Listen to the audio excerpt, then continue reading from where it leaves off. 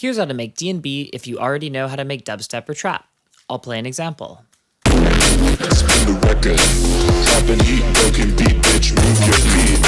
So when you're writing electronic music, you always have a choice: to have a sub that follows the synths or to make a separate bass line. So lots of modern D&B, they opt for a separate 808 bass line that follows their kick pattern, and it has a few advantages. So one of the cool things about bassline music is you don't have to know what you're doing or where you're going or any roadmap at all.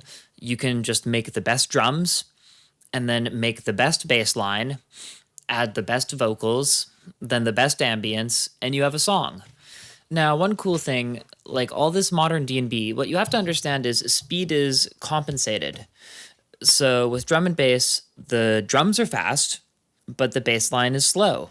The synths and all the ambient layers repeat every 8 bars, and then the entire time you're progressively adding layers and percussion in that don't repeat until the next drop. Let's listen to the bass line with the kick.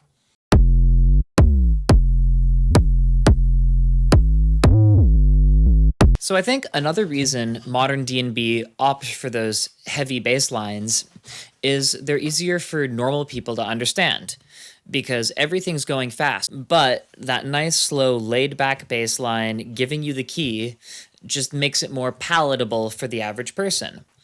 And speaking of being popular, I think that's also why rappers, lyrics, and MCs are sort of making a comeback with dance hall and stuff. And this track really hits all the tropes. So it has the repetitive drums, it has an 808 bass line. I have a separate sub for some fills, and what are those fills? They are neurobasses and rollers, which are two very popular sounds, and I have the vocal going on the entire time. So how I generally do vocals is you have your main vocal, which is mono, and then you have your side vocals, which are ducked to your main. This is ducked spectrally and with amplitude. Let's listen to just the vocals. Spin the record, dropping heat, broken beat, bitch, move your feet, and So what I did with these is I limited them, I got as loud as I could, and then everywhere they distorted, I hit it with an effect. So I used ring mod, frequency shifter, blah, blah, blah.